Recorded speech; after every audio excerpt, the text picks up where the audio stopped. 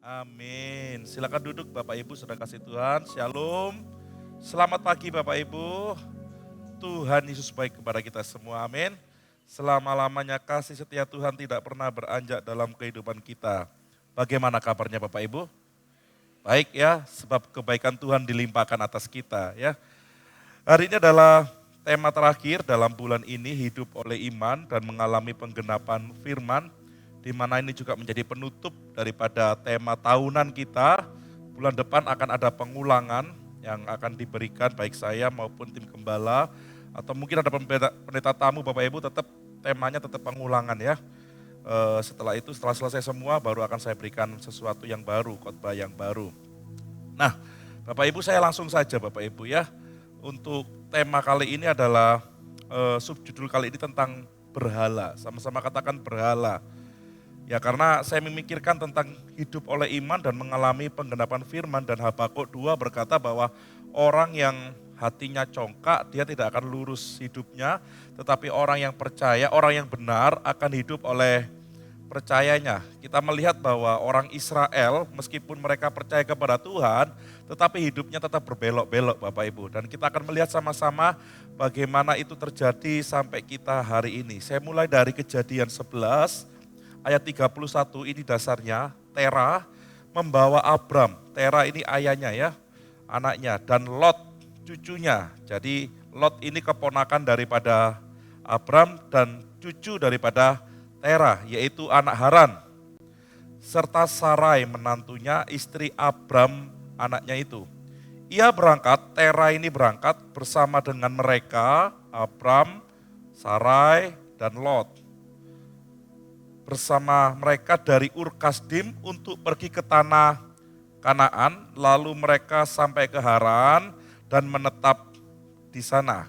Jadi rumah asli kampung halaman daripada Terah, bapaknya Abram adalah Ur Kasdim, daerah Mesopotamia Bapak Ibu. Dan kita lihat sendiri bahwa Ur Kasdim itu adalah kota bagian selatan Mesopotamia, di mana kota ini menjadi pusat ibadah penyembahan berhala, atau yang bisa sering disebut saat itu adalah Dewi Bulan, yaitu Sin. Ya Bapak Ibu sudah kasih Tuhan, kita melihat ini dari budaya Ur Kasdim, Dewi Bulan ini dianggap sebagai penguasa waktu, kesuburan dan siklus kehidupan. Saya stop di sini. Kenapa orang saat itu bisa menyembah berhala? Karena saat itu orang mencari Allah, mereka tidak bisa ketemu Bapak Ibu. Karena sesuatu yang lebih besar daripada mereka kepingin mencari entitas yang lebih tinggi, yang lebih hebat, yang lebih powerful daripada mereka sulit menemukan. Salah satunya saat mereka ketemu dengan batu besar, mereka sembah. Saat mereka ketemu dengan pohon yang besar dan umurnya lama, mereka sembah. Dan saat mereka ketemu dengan matahari, lihat matahari yang begitu bersinar, mereka sembah. Mereka juga ketemu dengan yang namanya bulan, akhirnya mereka menganggap bulan itu sebagai ilah atau dewa, mereka juga sembah. Nah, akhirnya ada satu masa di mana orang-orang ini sudah tidak lagi mencari Allah yang benar, tapi mereka sudah pada stigma yang lain, yaitu ya Allah-Allah atau ilah-ilah yang kelihatan, yang secara kasat mata ya mereka sembah di situ. Dan orang-orang di situ membuat kuil berbentuk zigurat dan patung-patung sebagai perwujudan daripada ilahi. Ya, manusia saat tidak bisa menemukan Allah dalam pencarian mereka akan mengesampingkan tentang entitas yang tidak kelihatan dan mereka mulai kembali atau mengarahkan pandangan mereka kepada sesuatu yang kelihatan. Kenapa? Karena setiap manusia sampai sekarang pun kalau tidak kelihatan itu sesuatu yang mustahil, tetapi kalau sesuatu yang kelihatan itu sesuatu yang asli. Betul ya? Kalau saya berjanji pada Bapak Ibu sedangkan saya tidak memberikan sebuah bukti, maka janji itu bisa dianggap palsu. Tapi kalau saya memberikan janji pada Bapak Ibu disertai dengan bukti asli nyata, maka Bapak Ibu kan berkata, wah Pak Riko ini berjanji dan setia menepati. Dan kehidupan Abraham terjadi di tengah masyarakat yang menganut agama politeisme dan berhala, Bapak Ibu sudah kasih Tuhan. Ingat, Abraham ada di lingkungan sekitar keluarga dan masyarakat dengan budaya penyembahan berhala. Dari kecil sampai dia dewasa sampai tua, ada kemungkinan besar Abraham ini menganut agama atau menganut kepercayaan yang dianut oleh bapaknya Terah, Ya, sama dengan kita. Kalau orang tua kita Kristen, maka hidup kita juga pasti akan Kristen. Ya, tapi satu kali kita memiliki sebuah pilihan, mau terus ikut Kristen apa tidak. Oleh karena itu sebelum anak-anak bisa menentukan pilihannya, maka gempurlah mereka dengan iman dan percaya kepada Tuhan. Agama bukan dijadikan legalisme, tetapi agama dijadikan sebuah hubungan. Karena kalau dijadikan legalisme, kalau Bapak Ibu meninggal satu kali nanti, anak-anak itu bisa nggak setia kepada Tuhan. Mereka hanya beribadah karena aturan, mereka beribadah hanya karena syarat dan ketentuan yang berlaku. Nah, sama dengan penyembahan berhala. Penyembahan berhala ini harus dilakukan ibadahnya kalau ada syarat dan ketentuan berlaku. Mereka akan diterima ibadahnya kalau ada korban, sama-sama katakan korban. Nah, untuk bisa mengetahui bahwa benar-benar Abraham ini adalah orang-orang sekitarnya adalah orang-orang yang menyembah Baal, kita melihat di Yosua 24 ayat yang kedua dikatakan, berkatalah Yosua kepada seluruh bangsa itu, beginilah firman Tuhan Allah Israel, dahulu nenek moyangmu siapa? Terah. Terah ini siapa? Bapaknya Abraham tadi, ayah Abraham dan Nahor tinggal di seberang sungai Efrat dan mereka beribadah kepada ilah-ilah lain. Jadi Yosua mencoba memberikan sebuah sejarah kepada masyarakat atau rakyat Israel yang sudah menduduki Kanaan, dikatakan bahwa nenek moyangmu, terutama nenek moyang kita, Yosua katakan itu, mereka adalah penyembah-penyembah ilah atau penyembah-penyembah berhala. Nah, kita kembali lagi, tadi Kejadian pasal 11, sekarang Kejadian pasal 12 dikatakan, berfirmanlah Tuhan kepada Abram, pergilah dari negerimu, dari sanak saudaramu, berarti kampung halamannya, dan dari rumah bapamu ke negeri yang akan kutunjukkan kepadamu. Bukan sesuatu yang mudah saat seseorang meninggalkan kampung halamannya. Betul ya? Makanya kalau orang meninggalkan kampung halamannya, satu kali dia pasti rindu dengan kampung halamannya. Ya. Bagi Bapak Ibu yang kampung halamannya ditinggal lama dan menetap di Pandaan, itu adalah sesuatu yang luar biasa. Ya, tapi Bapak Ibu yang orang Pandaan, kalau bisa jangan tinggalkan Pandaan ya. Karena di Pandaan adalah tempat mata air Bapak Ibu. Apaan sih?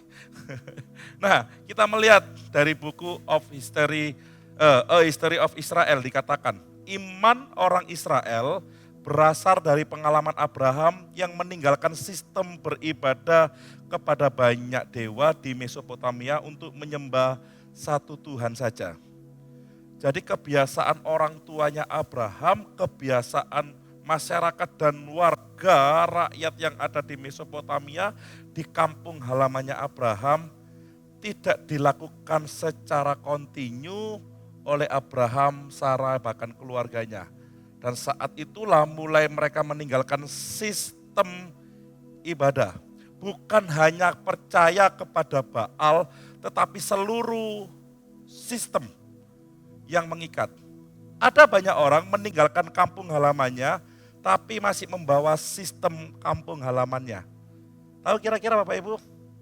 Contoh, sudah di Jawa masih melakukan adat istiadat, perkawinan adat istiadat, kematian pemakaman adat istiadat. Orangnya sudah meninggalkan kampung halamannya, tetapi adat istiadat dari kampung halamannya masih terbawa di tempat yang baru.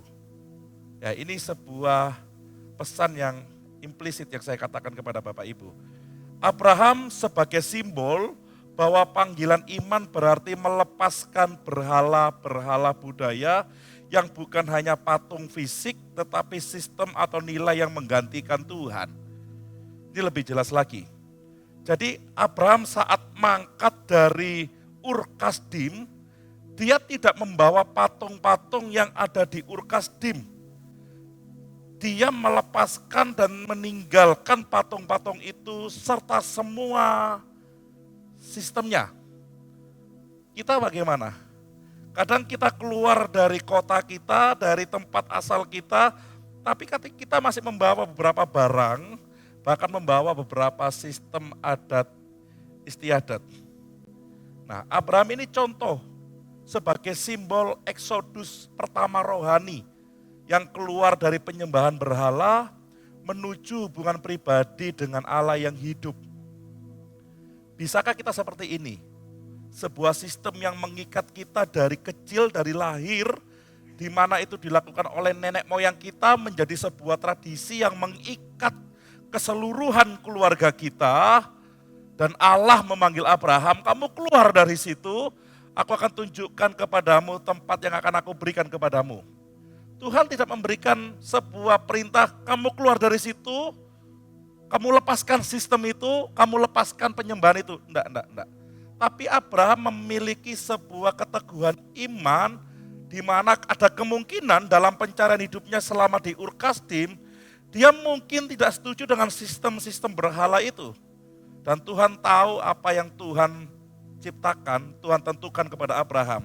Dan pada saat Allah memanggil Abraham, mungkin kerisauan hati Abraham selama kecil atau semasa dewasa dia, terus dia mendengar suara Allah, dia bukan hanya tahu dia akan meninggalkan tempat halamannya terus keluar dari situ dan jauh dari keluarganya, tapi dia tahu bahwa ini panggilan kudus, ini perubahan hidup, di mana aku harus meninggalkan semua sistem dan semua patung berhala, dan aku hanya menyembah kepada Allah yang hidup.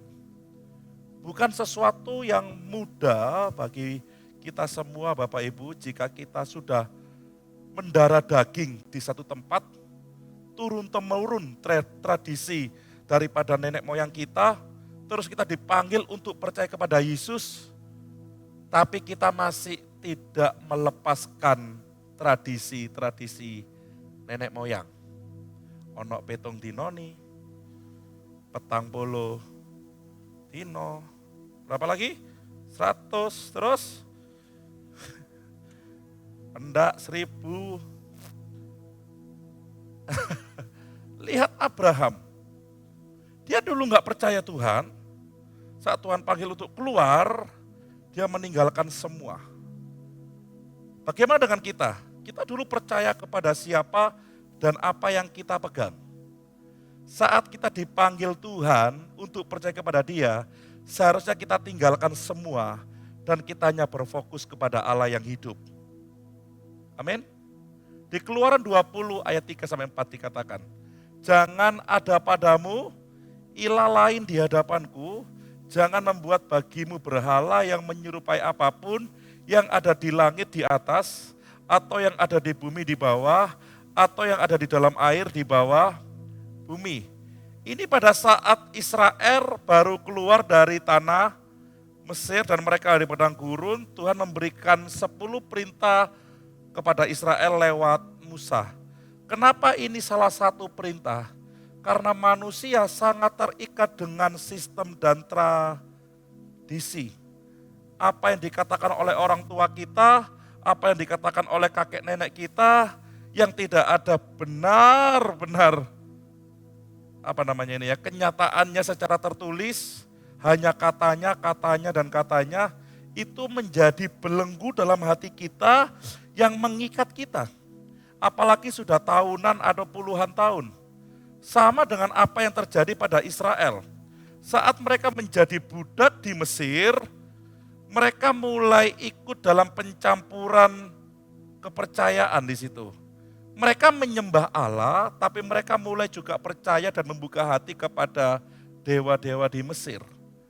Dan di mana Tuhan ini mau melepaskan mereka daripada penyembahan berhala, Tuhan kasih yang namanya perintah ini. Jangan ada padamu ilah lain di hadapanku. Ada orang menerjemahkan, memang Allah kita Allah yang pencemburu. Tapi kita lihat stage kita sekarang. Siapa kita di hadapan Tuhan? Kita adalah orang percaya kepada Dia dan seharusnya kita hanya tunggal percaya kepada Allah yang hidup. Bukan percaya kepada yang lain.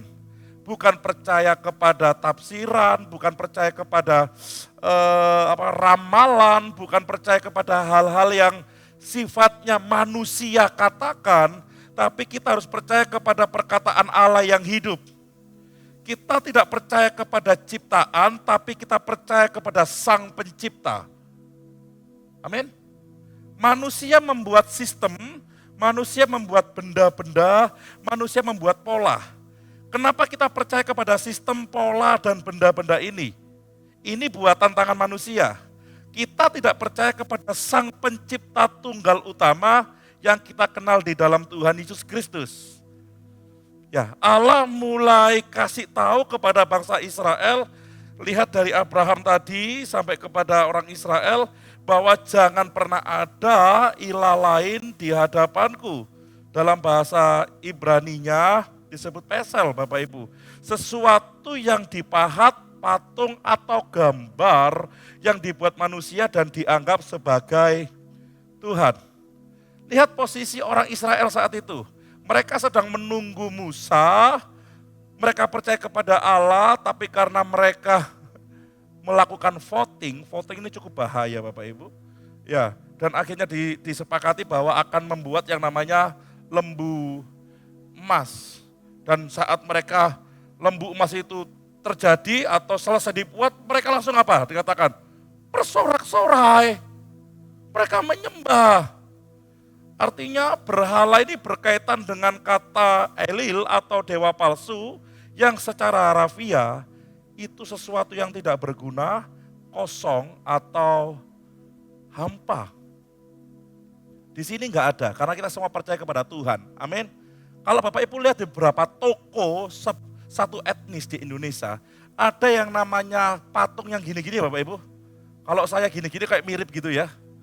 Ya, itu mereka berkata ini bagian ngundang apa? Rezeki. Ada beberapa rumah yang dipasangi sesuatu supaya tolak bala. Bukan tolak angin lagi Bapak Ibu.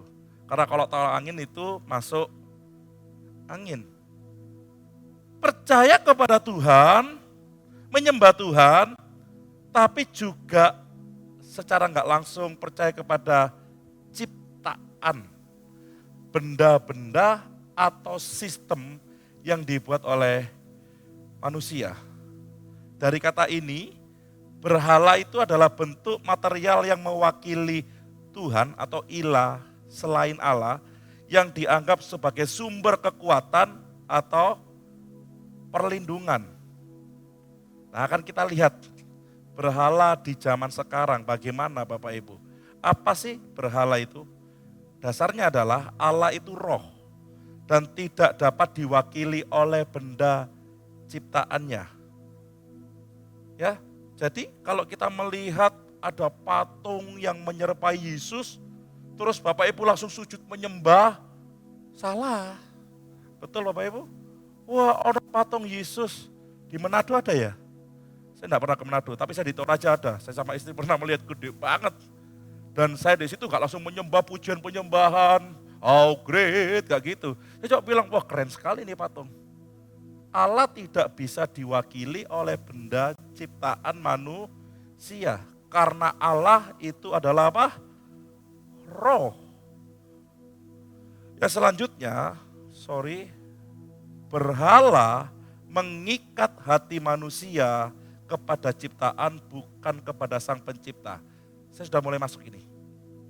Berhala itu membuat orang atau manusia itu terikat, sama-sama katakan terikat.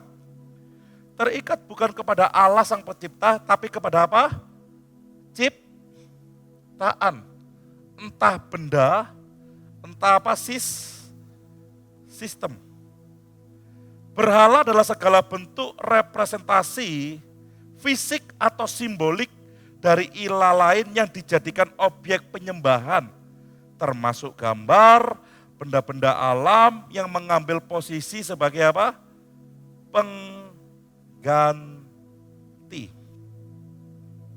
Jadi apapun yang sedang menggantikan posisi Allah dalam hidup kita disebut berhala.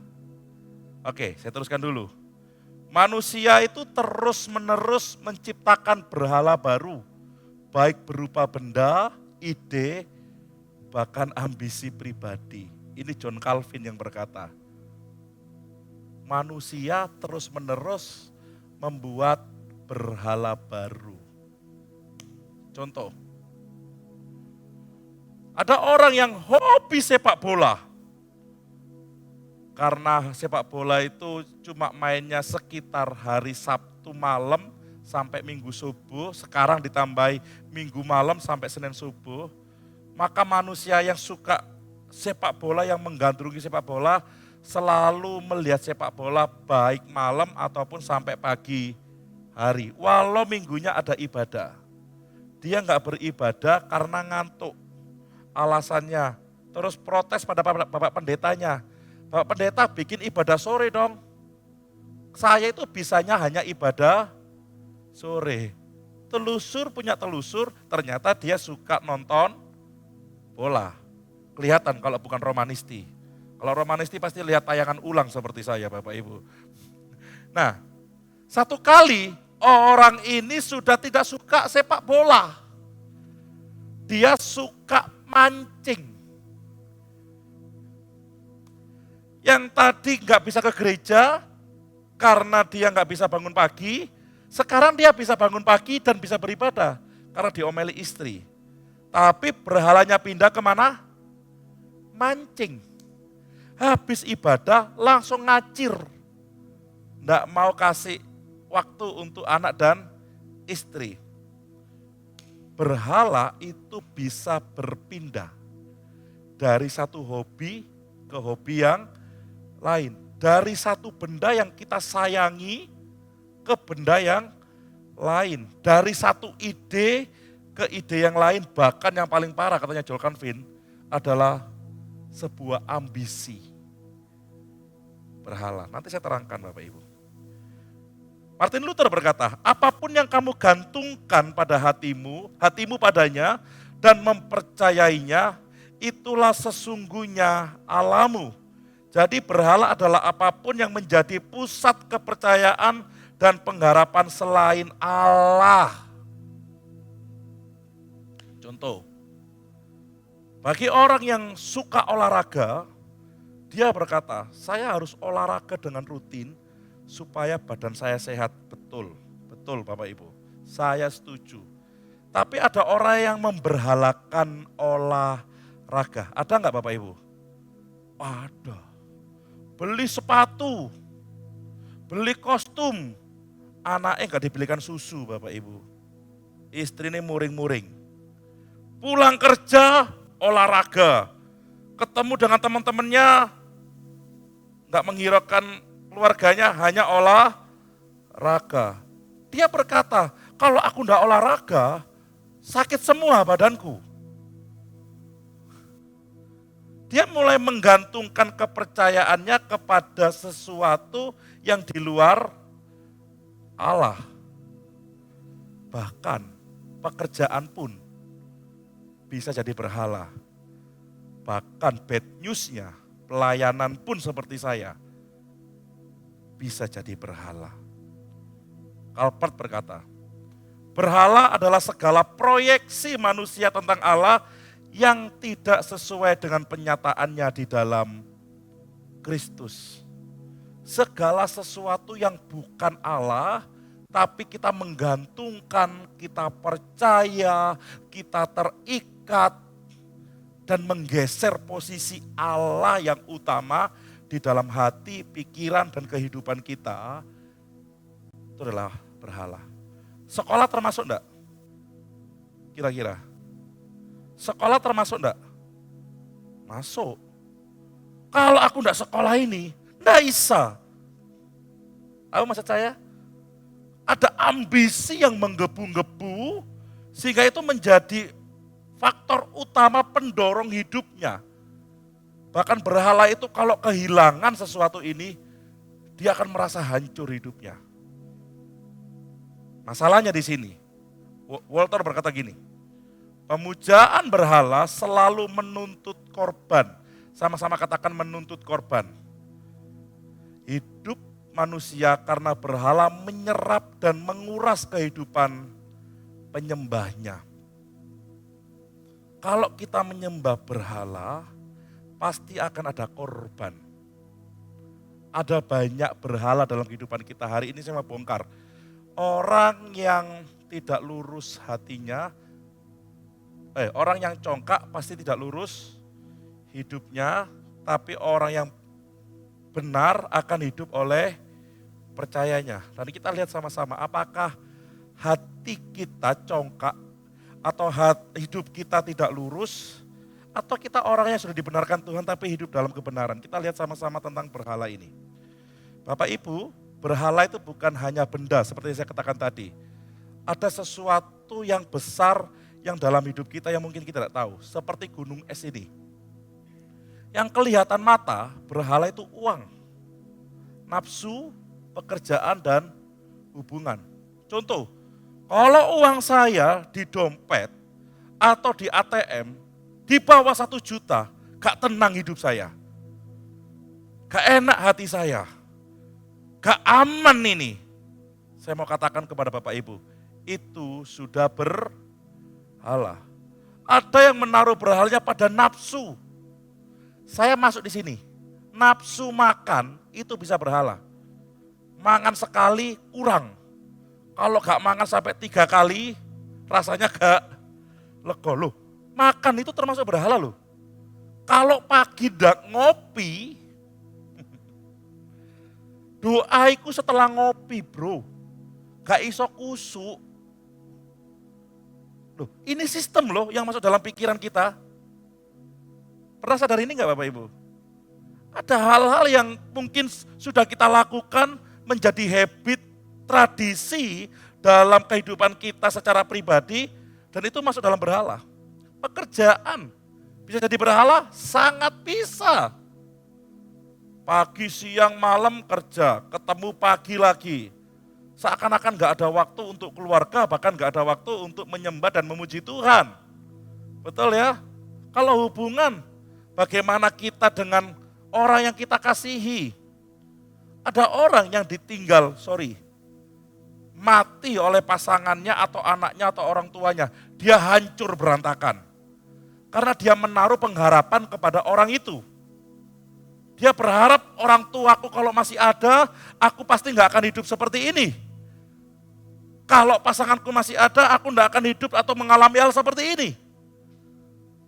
Kita mungkin menaruh kepercayaan kepada orang di luar Allah yang kelihatan mata, dan itu bisa disebut sebagai berhala. Tapi berhala yang tidak kelihatan, yang cukup dan sangat berbahaya adalah ini.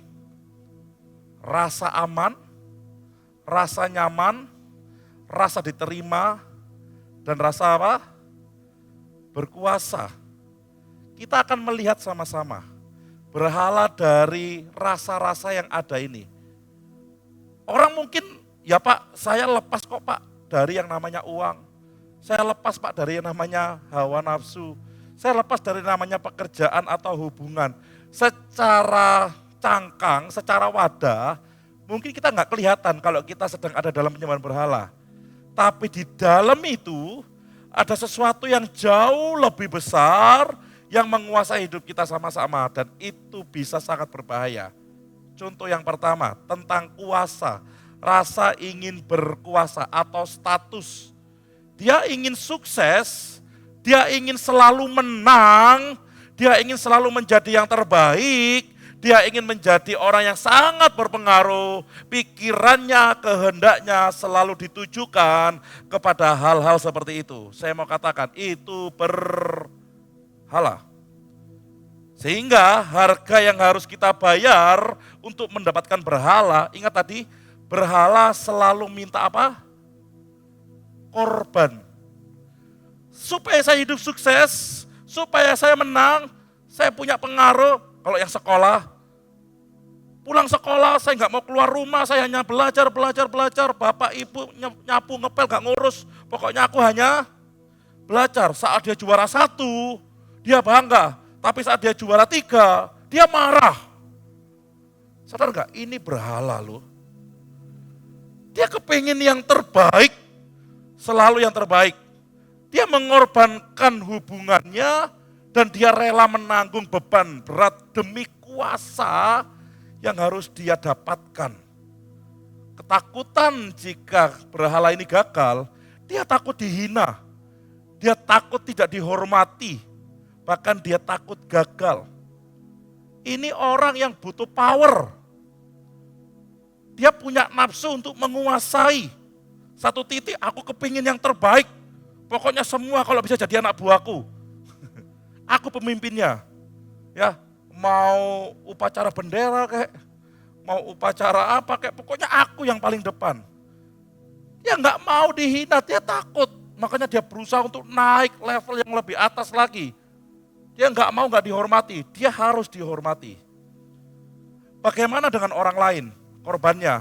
Orang lain hanya dijadikan apa? Alat untuk mencapai tujuannya. Saya nggak pernah berpikir menjadikan jemaat atau pelayan Tuhan menjadi alat untuk mencapai tujuan saya. Gereja ini didesain sedemikian rupa untuk memperlengkapi setiap kita, termasuk para pelayan Tuhan. Bahkan kemarin saat ada seminar keuangan, Bapak Ibu yang datang nggak sampai 20 orang, terberkati nggak kira-kira? Terberkati banget. Ya, seperti yang saya katakan, kalau orang dikasih buku, ada yang meremehkan, halah buku, aku butuh duit. Ada yang jual buku terus didapat makan cuma sehari. Ada yang buku cuma ditaruh, ya jadi buku saja. Tapi kalau yang ikut seminar kemarin saya katakan, Anda akan duduk dengar dan ilmu ini akan berguna untuk beberapa tahun ke depan. Betul nggak kira-kira? Sangat berguna. Saya tidak menjadikan jemaat atau pelayan Tuhan untuk alat saya mencapai tujuan, enggak. Tapi kalau orang yang ingin berkuasa, berhalanya adalah kuasa, gimana pun caranya, orang lain harus saya jadikan alat untuk mencapai tujuan saya. Dan masalah yang disebabkan oleh berhala adalah kebencian. Merendahkan orang lain, takut dan apa? Putus asa. Ingat, berhala selalu menimbulkan korban. Orang yang ingin berkuasa, dia pasti akan melemahkan orang yang lain.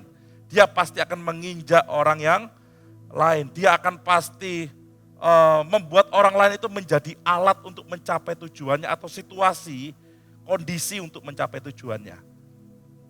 Yang kedua adalah berhala penerimaan. Cinta, hubungan, dan dihargai. Sangat tergantung pada pendapat orang rela berkorban supaya diterima. Dikit-dikit gini, gimana pendapatmu? Menurutmu bagus enggak? Kira-kira apa yang aku dapat perbaiki? Itu sih bagus, tapi kalau terus menerus, bukan kerendahan hati, tapi dia berpikir di balik itu, dia ingin apa? Diterima. Pelayanan pun bisa masuk di sini. Di sekolah, di pekerjaan gak dianggap, tapi di gereja sangat dianggap. Dia merasa bahwa gereja, pelayan ini menerima dia. Sehingga dia gak mau dikomplain. Dia gak mau dikasih sebuah masukan. Dan dia rela berkorban supaya dia bisa apa? Diterima. Dan ketakutannya dia ditolak, bahkan tidak dihargai. Pokoknya dia kepingin diterima saja. Kalau bahasa Jawanya itu ngatok Bapak Ibu. Apa ya itu ya, kayak orang yang selalu ngomong, Bapak baik, Ibu baik, luar biasa. Supaya dia terus dipakai, supaya dia terus diterima. Bagaimana saat itu menyakiti orang lain? Orang lain itu jadi risih karena kebutuhannya harus terus menerus untuk diterima. Kuasa penerimaan sama Bapak Ibu. Akhirnya masalah yang akan dihadapi, dia insecure. Dia bermuka dua, rasa tidak aman dan ada ketakutan. Sebenarnya aku enggak suka pelayanan ini. Cuman gimana lagi, kalau aku enggak pelayanan enggak ada yang nerima aku. Ini basic atau dasar yang salah. Yang ketiga, kenyamanan. Individualisme, tidak mau ribet dan tidak mau terikat. Ini juga berhala. Aku enggak mau ngurus orang lain. Aku enggak mau sistem yang ribet. Pokoknya selesai gitu loh. Anda hidup di dunia dengan orang lain. Pasti ada hal-hal yang ribet. Betul enggak kira-kira? Pasti ada aturan-aturan yang harus kita ikuti. Betul enggak kira-kira? Berhalanya dia kenyamanan. Dia males, tidak mau bertanggung jawab, bahkan tidak produktif. Ada orang yang luntang-luntung hidupnya, tetap hidup Bapak Ibu. enggak kerja, enggak ngapa-ngapain, tetap hidup. Dia ada di zona berhala kenyamanan. Bahaya ini. Anda menyembah Tuhan, Anda memuji Tuhan, tapi Anda enggak tahu bahwa hidup Anda sebenarnya sedang ada berhala. Kalau gagal, dia stres, takut dituntut, dan dia tidak suka ada yang namanya perubahan. Ingat CM Pro kemarin. Coba WL-nya saya ganti, semuanya lagu bahasa Inggris. Wow, wes nyaman Pak.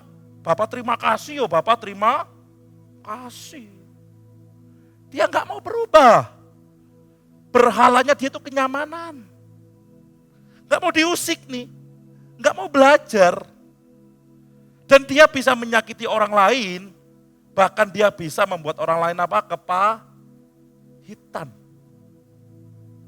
Masalahnya, monoton, bosen, dia akan takut sesuatu dan mudah marah. Karena dia tidak mau diutek-utek ke rasa kenyamanannya, berhalanya itu nyaman. Yang terakhir, pengendali. Disiplin dan minta kepastian. Dia rela kesepian, gak apa-apa gak kerja dengan banyak orang, cukup saya sendiri, sepi gak apa-apa. Bahkan rela berkorban demi hubungan demi kebaikan pengendaliannya. Gak ada masalah, yang penting saya bisa kerja sendiri, saya atur semua sendiri, saya gak perlu banyak orang. Atau saya mau kerja kelompok sendiri, yang teman-teman yang lain gak usah kerja kelompok, saya yang menentukan, saya yang kerja, saya yang presentasi, saya yang dapat nilai. Dia kepingin mengendalikan semuanya. Ketakutannya, ketidakpastian atau kehilangan kendali. Dia berpikir kalau bukan aku yang mengendalikan, bisa hancur berantakan. Ini bukan hanya masuk kesombongan, tapi ini masuk berhala pengendalian. Bagaimana dia menyakiti orang lain? Orang lain dibuat tertuduh. Kalau nggak sesuai dengan aturannya dia, orang lain langsung disalah-salahkan, kamu bodoh. Beda lagi sama yang berhala tadi, yang kepingin diterima. Karena kamu tidak sesuai standar. Masalah disebabkan gelisahnya berlebihan, resah, takut, dan marah. Kita mungkin gak punya patung di rumah. Atau mungkin kita punya hobi yang menggeser Allah. Atau bahkan kita gak punya hobi, gak punya patung, gak punya sistem apapun. Tapi kita punya ini di dalam tubuh kita, hidup kita yang kita gak tahu. Seperti gunung es tadi, yang muncul sedikit kelihatan, tapi dalamnya jauh lebih besar. Saya akan ungkapkan tentang dosa motivasi dan dosa perilaku di ibadah 2. Ini sambungnya Bapak Ibu. Kita baca Yakobus 1 ayat 14 sampai 15. Dikatakan 2, 3. Namun tiap-tiap orang dicobai oleh keinginannya sendiri. Karena ia apa? Seret, dipikat olehnya. Apabila keinginan itu telah dibuahi, ia melahirkan dosa. Apabila dosa itu sudah matang, ia melahirkan maut. Kata keinginan di sini sehingga bisa menyebabkan orang itu berdosa adalah dari kata epitemia. Artinya keinginan atau cinta yang berlebihan. Menjadi kaya boleh enggak Bapak Ibu? Ayo yang ikut seminar kemarin, menjadi kaya boleh enggak? Boleh, yang enggak boleh apa? Ingin cepat kaya. Masih ingat kemarin ya? Karena orang yang ingin cepat kaya akan jatuh dalam berbagai-bagai pencobaan. Menjadi pemimpin boleh enggak Bapak Ibu? Boleh. Yang enggak boleh apa? Terlalu berlebihan, sama-sama katakan terlalu berlebihan. Punya hobi yang berlebihan. Punya barang yang dicintai berlebihan. Bahkan mohon maaf, pasangan kita, anak kita, orang tua kita, semuanya milik Tuhan. Jika dipanggil pulang, ya yang punya yang manggil, bukan kita yang punya. Yang setuju katakan amin. Kalau engkau terlalu cinta pada sesuatu yang berlebihan, itu yang menimbulkan berhala. Dan setiap orang yang punya keinginan lebih daripada dia ingin Allah, lama-lama itu akan menjadi berhalanya dia. Dia akan mencanangkan target tahun sekian harus sekian, ini harus tercapai. Kalau enggak, wah stres aku. Kalau enggak, aku enggak akan diakui orang. Kalau enggak, hidupku akan hancur. Itu berhala. Kolose 3 ayat 5 dikatakan, 2-3. Karena itu, matikanlah dalam dirimu segala sesuatu yang duniawi, yaitu apa? Percabulan, kenajisan, hawa nafsu, nafsu jahat, dan juga keserakahan yang sama dengan apa? Sama dengan penyembahan berhala. Seperti saya katakan tadi, bukan hanya benda-benda, tapi hal-hal yang di dalam diri kita, ternyata itu bisa menjadi berhala. Karena penyembahan berhala tidak hanya mencakup praktik sujud kepada patung. Pemain musik bisa masuk ya. Tetapi juga mencakup keinginan apa Bapak Ibu? Duniawi yang apa? Dibiarkan berkembang. Sehingga berubah menjadi kekuasaan yang apa? Menguasai hati dan akhirnya menghancurkan hidup. Kalau kita ingin sesuatu dalam dunia ini, dan itu terus berkembang, tidak bisa dikendalikan, apapun bentuknya, entah kepada barang, entah kepada status, entah kepada pencapaian, entah kepada sesuatu yang sedang kau gandrungi akhir-akhir ini, dan itu menguasai hidupmu, hatimu bisa dikuasai dan bisa hancur. Mancing, boleh enggak? Boleh. Baik enggak? Baik. Yang enggak baik dan enggak boleh apa? Mancing enggak mulai-mulai. Betul Bapak Ibu? Pulang kerja langsung bawa pancing. Sampai subuh mancing turu dek nggon, pancing. Marah enggak kira-kira pasangannya? Korban. Siapa yang jadi korban? Nah, segala sesuatu yang menimbulkan korban berhala. Contoh saya, ini saya bertobat banget terus-terusan tobat Bapak Ibu. Saat saya menerapkan sistem itu dilanggar, saya marah. Saat saya marah pasti ada korban. Apa korbannya? Perasaan. Berhala selalu menuntut apa?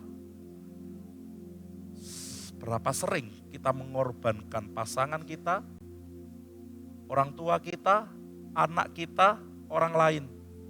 Demi berhala dalam diri kita. Terakhir ya, iman menjadi lawan dari berhala. Karena iman membawa kepada kehidupan yang berkenan di hadapan Allah, sedangkan berhala berujung, belum masuk ya. Boleh diklik, berujung kepada kehancuran. Beda sekali. Orang yang benar hidup sesuai dengan percayanya. Kita baca dulu ayat ini.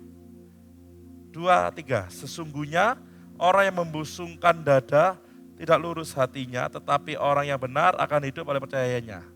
Membusungkan dada, dia berpaku pada kekayaan, aturan, semua yang dia pikir bagus. Hidupnya pasti akan kacau. Kalau saya masukkan di konteks berhala, pasti akan menimbulkan korban. Dia merasa benar, tapi ternyata salah. Tapi orang yang benar, dibenarkan oleh Allah, dia hidup oleh imannya. Dia mau dibimbing, dia mau dituntun, dia mau terus dibenarkan hatinya, disesuaikan hidupnya dengan kebenaran firman Tuhan. Makanya bertobat itu setiap hari, bukan hanya sekali. Ini kesalahpahaman seseorang. Bertobat cukup sekali, setelah itu ya sudahlah nggak usah bertobat. Kan sudah ditebus, betul satu sisi. Tapi apakah setelah engkau bertobat pada saat dibaptis engkau tidak melakukan dosa? Kira-kira masih melakukan dosa ke Bapak Ibu? Nah ya itulah pertobatan kita. Buah pertobatannya akan terus kita lakukan. Bahkan kalau saya kembali lagi ke konteks berhala, ada back ya, boleh back dulu ya. Boleh kita melihat banyak sekali di mana kita berjalan tidak lurus sesuai kebenaran Allah, tetapi berjalan sesuai kehendak kita sendiri. Dan itu berbahaya. Saya tutup seri ini dengan berhala. Kenapa? Karena setiap kita, saya berharap pulang, mulai belajar untuk membenerin dirinya dengan firman Tuhan. Bukan dengan alasan-alasan. Saya pun berjuang untuk hal ini. Sampai kapan? Sampai mati. Amin Bapak Ibu. Ada orang yang terlalu membanggakan hartanya. Ingat apa yang kamu banggakan, Tuhan akan uji di situ. Kalau kamu bergantung pada uang, satu kali Tuhan akan uji di situ. Sampai kamu bergantung penuh kepada Tuhan. Sama, uang kita yang kita miliki, yang Tuhan berikan kepada kita, spendnya, pengeluarannya itu jauh di mana, itu termasuk berhala. Saya tidak masalah dan saya tidak tahu perpuluhan Bapak Ibu. Cuma kalau perpuluhannya Bapak Ibu enggak benar, kolektornya enggak benar, hatimu enggak benar. Bukan nominalnya yang enggak benar, tapi apa? Hati. Misal penghasilan 1 juta, perpuluhan berapa? 100.000, betul ya kira-kira ya? Disunat 25.000, saya enggak ada masalah. Tapi Bapak Ibu yang bermasalah hatinya. Tapi kalau engkau beli pentol, cilok, bakso, sekali beli bisa 50.000. Berhalamu di mana? Makanan. Segala sesuatu yang menggeser posisi Allah, berhala. Termasuk gereja ini dan pelayanan saya pun bisa berhala loh. Saya kembali terus ke Tuhan. Salah saya, nggak boleh. Nyiapkan khotbah nggak boleh dengan cara berhala. Supaya orang melihat bagus, supaya orang melihat pintar. Nggak boleh, harus diletakkan semua. Menyiapkan khotbah melayani dari ketulusan hati. Hanya mengabdikan diri kepada Tuhan. Ada orang-orang berhala di penerimaan. Saya hanya diterima di gereja. Bla bla bla bla. Ada banyak hal yang harus kita benerin dengan firman Tuhan. Orang yang tidak lurus hatinya, orang yang membusungkan dada tidak lurus hatinya. Tetapi orang benar akan hidup oleh percayanya. Saya berharap firman Tuhan ini membentuk kita semua. Amin. Boleh berikan tepuk tangan untuk kemuliaan nama Tuhan.